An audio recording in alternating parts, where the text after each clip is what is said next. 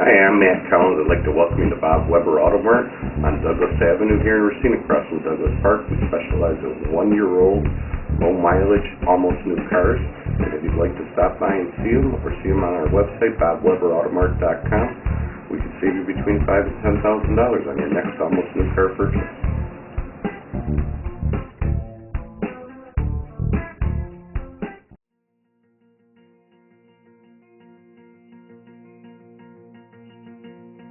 I'm Michael Burke, and this is Money Talk.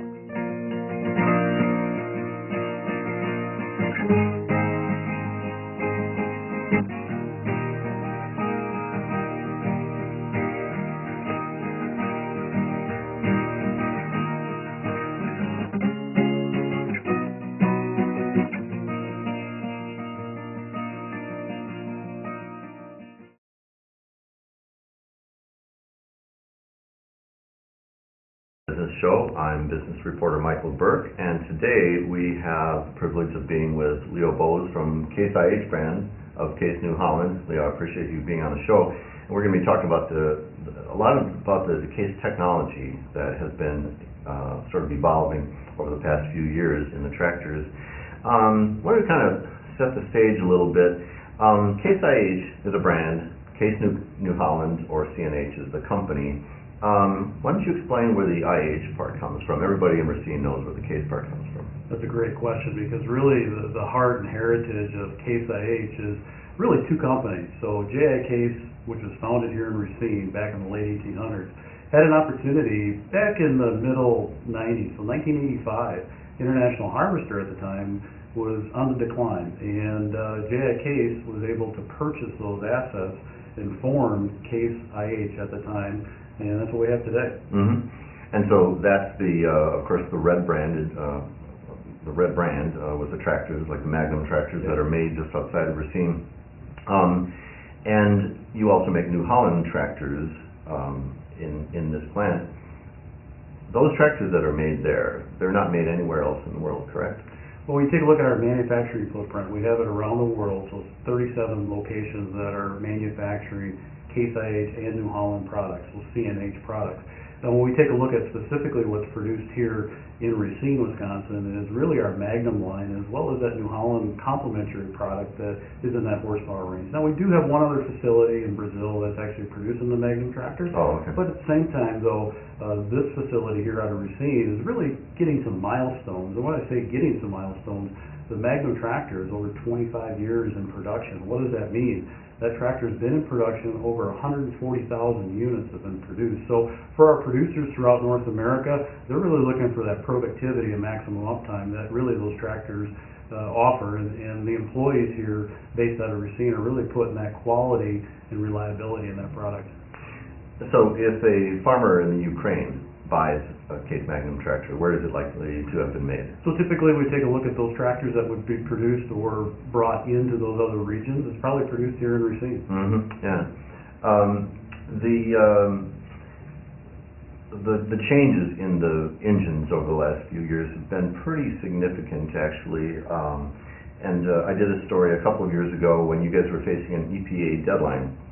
That was January 1st of 2011, and that new rule was coming in. It was phasing in of the Clean Air Act, correct? Of what year was the Clean Air Act? So Clean Air Acts are back in the late 70s, but the Clean Air Act then put into motion other standards, and you're exactly right. All manufacturers, and we say we all had to comply by what we call the tier ratings. And what the tier ratings were is really bringing various pollutants down within that exhaust stream. So really it started back in 1996 with Tier 1, and back in 2010 we went to Tier 4A, and you're exactly right. Each time you're chopping away at that stuff. And so the manufacturers had to look at innovative ways to really meet that regulation that the government was setting forth.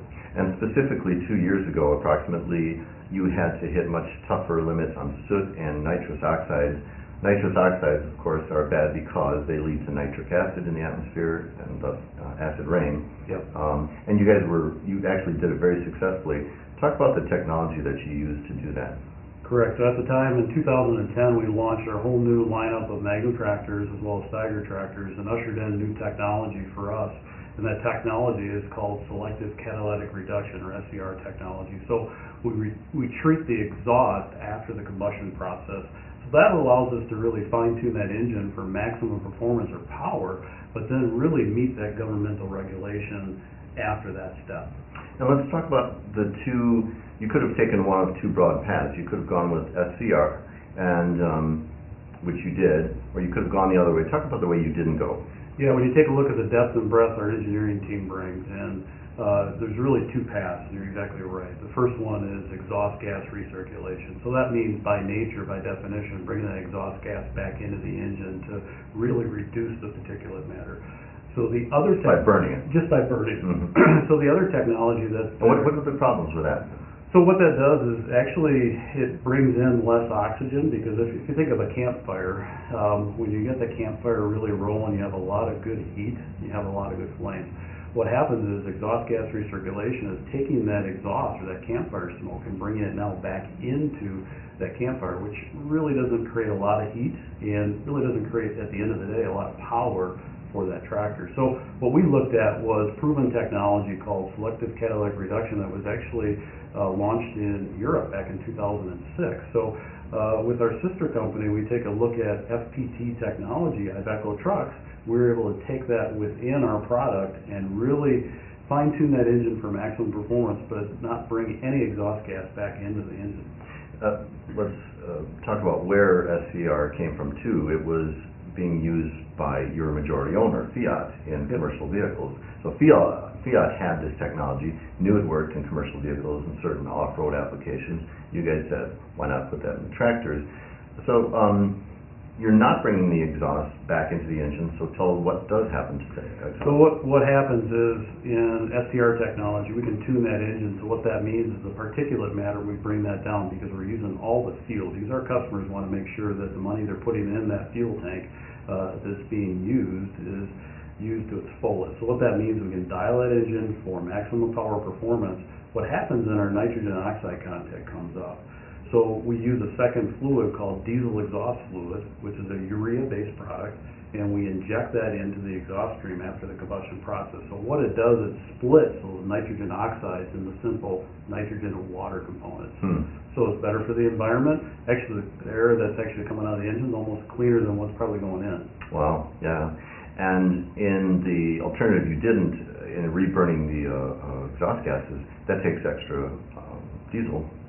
And this does not, correct? It takes a little extra diesel, but what it does, though, it reduces the service intervals as well, because if you think about that dirty exhaust gas coming back into the engine air intake, that can tend to work its way past the piston, down the rings, down into that crankcase, that engine oil. And the service intervals are reduced with exhaust gas recirculation. So by using SCR technology, we've been able to actually lengthen out our service intervals up to 600 hours. So that means more money in the pocket for the producer, because they can actually work longer between the amount of time they actually have to look at servicing that tractor. And it's a more efficient engine, right? It's efficient and simpler. When you look at our engines, there's really the emissions components are after the combustion process. They're not attached to the engine. So a customer opens that hood up and sees that, hey, there's the engine, there's the block. They really connect with it. And that's really, over the last 2 years with Tier 4A technology, having the chance or opportunity to drive and talk with customers, that's one thing they've said. It's very simple technology. They understand the power performance, but they also understand that they get fuel efficiency gains. Because we've had customers say, at a minimum, I'm seeing a 10% efficiency gain, and some are saying 12-18%. So our initial gain was targeted at 10%, and we definitely hit that. Now, what did it do? How much did that flash nitrous oxide buy? So at the time, the standard was at a 60% rate. When we take a look at 60% of what? 60% of what they had to bring down to the level. So if we have a nitrogen oxide content, they had to bring it down 60% at that first initial rating. Now, the next step here in 2014 is Tier 4B, which is another 80%. So the window even gets smaller. So manufacturers have to look at innovative ways. And quite frankly, we're finding out that SCR technology is going to be used by pretty much everybody in the industry to meet this strict standard. And I find it interesting that your big competitor, John Deere, for the 2011 standards, went the other way, exhaust gas recirculation, and now they're doing the same thing you guys are doing to meet the last one. Yeah, so we kind of took that proven path forward. So some of they thought maybe they could get within that window as 2014 evolved, but I think the other manufacturers are finding out that it's going to be very tough, the compliance to fit in that. Plus our depth and breadth and our innovative technology allows us to do that.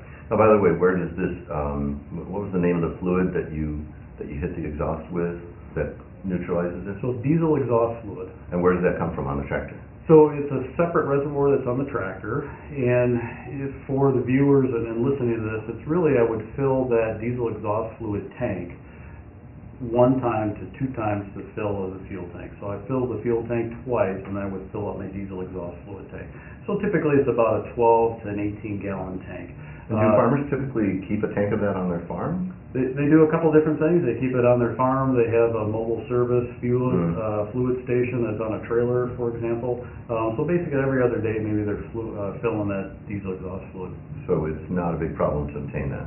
Actually, no. Any of our Case IH dealers throughout North America, any of the truck service stations that are located just out on the interstate, you can go out to the Petromart and actually they have it right on the nozzle so that you can get it bulk. And then lastly, that chemical reaction, are you spraying the diesel exhaust fluid into the exhaust stream? Or so the diesel exhaust fluid is sprayed variable rate into the exhaust stream. And what that does is works with a catalyst, just like on your automobile, you have a catalytic converter.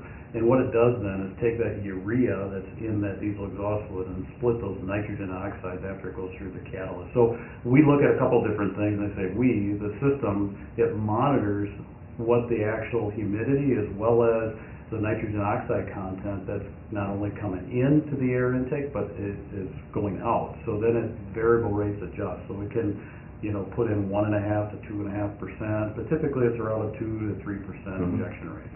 Before we get to some of the other capabilities of your tractors, I wanted to give people an idea of the size and scope of the kinds of tractors we're talking about.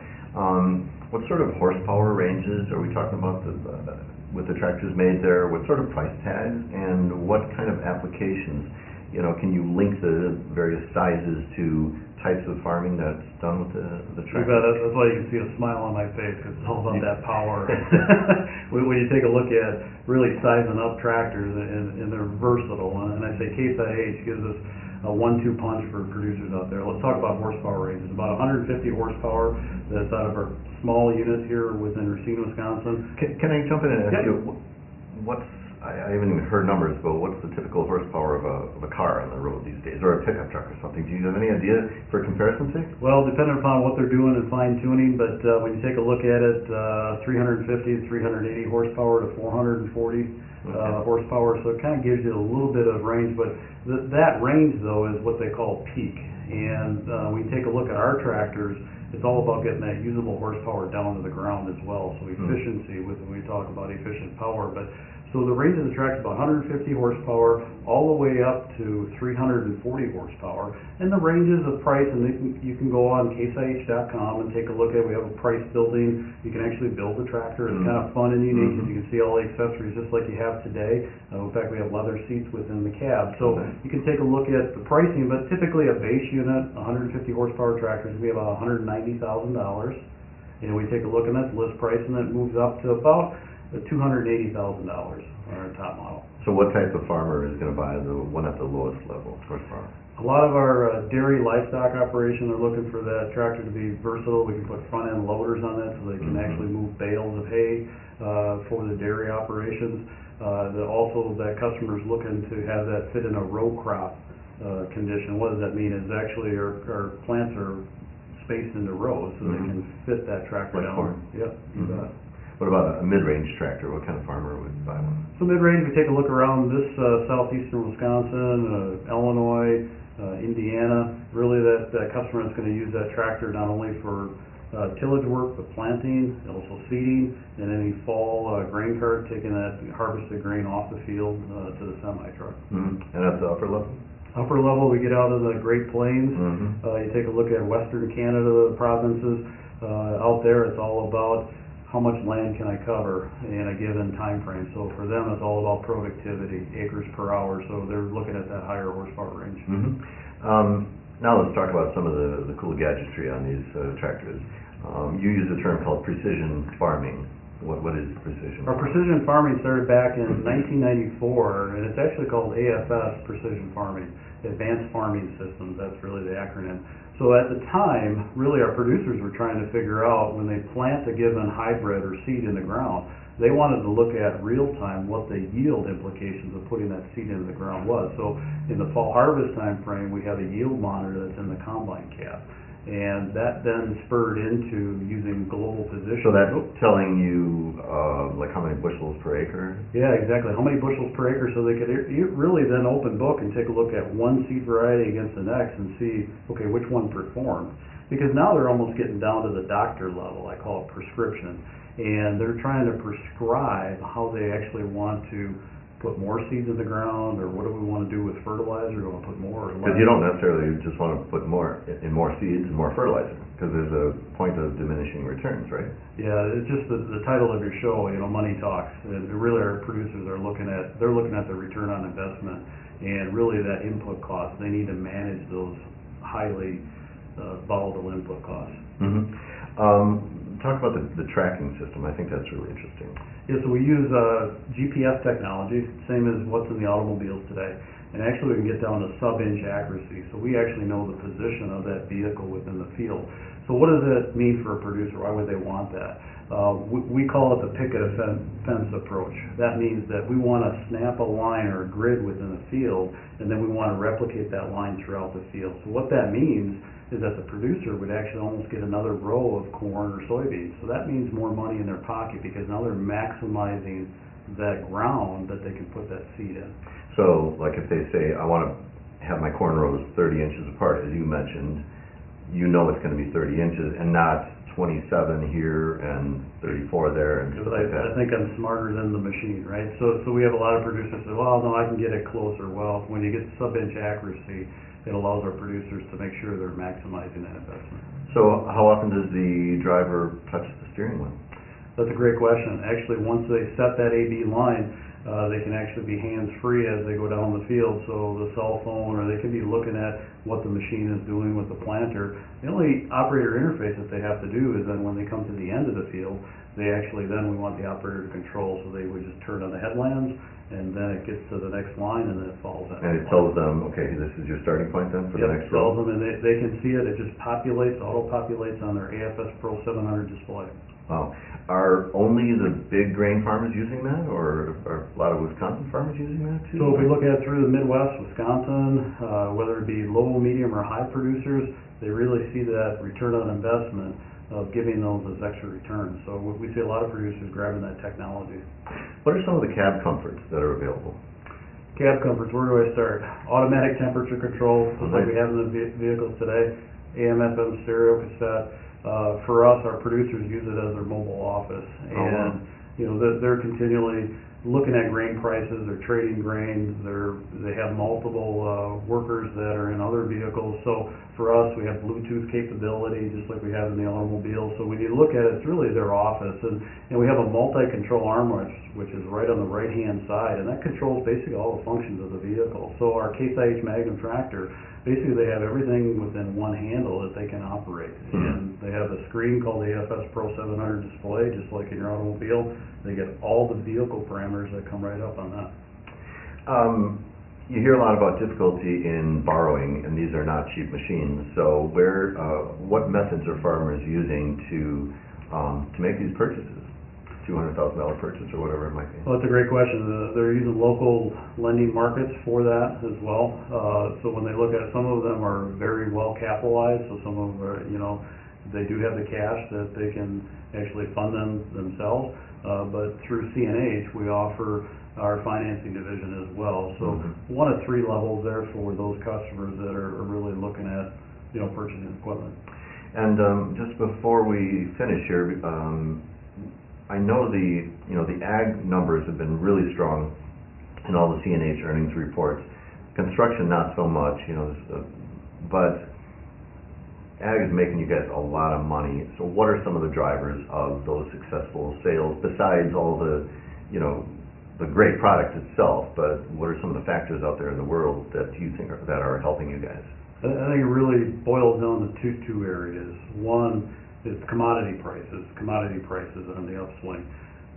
When that happens, our producers are looking for that extra edge. So they have a little extra money that they want to look at investment. And where do they invest? They want to look at their investment to create a return on their investment. So what they're trying to do is either that's equipment and or assets, whether that's buildings or taking a look at grain leg storage assembly. So for them, it really boils down to those two areas. So for them, though, is they're looking at cost per acre. So what does it actually cost me to put the seed in the ground and actually take it out at the end of the harvest?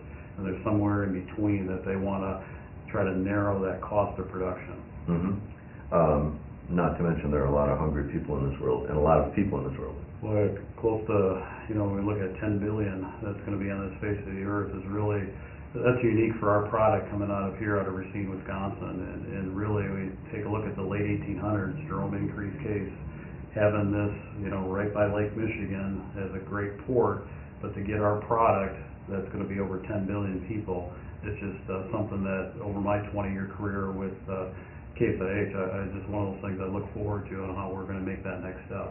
And we look forward to it also. Thanks a lot, Leo Bose from Case IH for being with us today. I'm business reporter Michael Burke. You've been watching Money Talks. Thanks to our producer, Greg Shaver. And please remember, Money Talks. Thanks. Great. Thank you.